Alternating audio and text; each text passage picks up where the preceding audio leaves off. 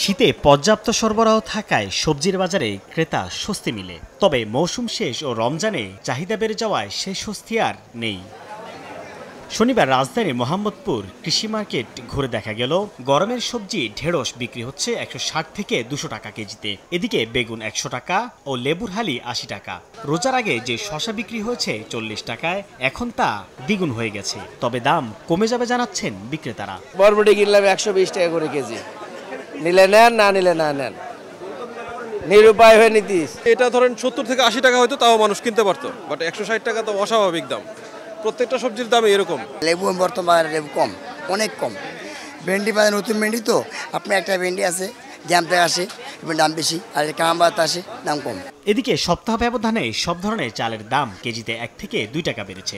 সবচেয়ে বেশি 4 থেকে 5 টাকা বেড়েছে মিনিকেটের দাম। বরাবরের মতোই কর্পোরেট গ্রুপ আর মিলারদের দুষছেন খুচরা বিক্রেতারা। 80 টাকা চাইছে, আমি লয়ে গেছি, আরেকজন লয়ে যায়, এই একই অবস্থা।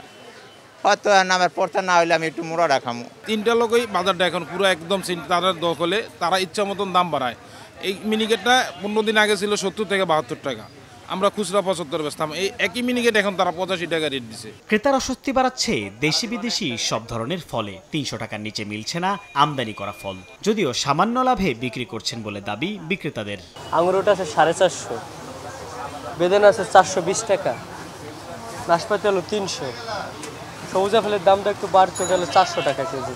গরিব মানুষেরা এই ক্ষেত্রে আমি যেটা দেখছি বর্তমানে, অন্যান্য মানুষরা না খেয়েই থাকে। এদিকে রমজানে তরমুজের চাহিদা বাড়ায় বিক্রি হচ্ছে 50 থেকে 60 টাকা কেজিতে। দাম সহনীয় করতে সরকারকে জোরালো পদক্ষেপ নেওয়ার দাবি ক্রেতাদের। সাইফুল ইসলাম, সময় সংবাদ, ঢাকা।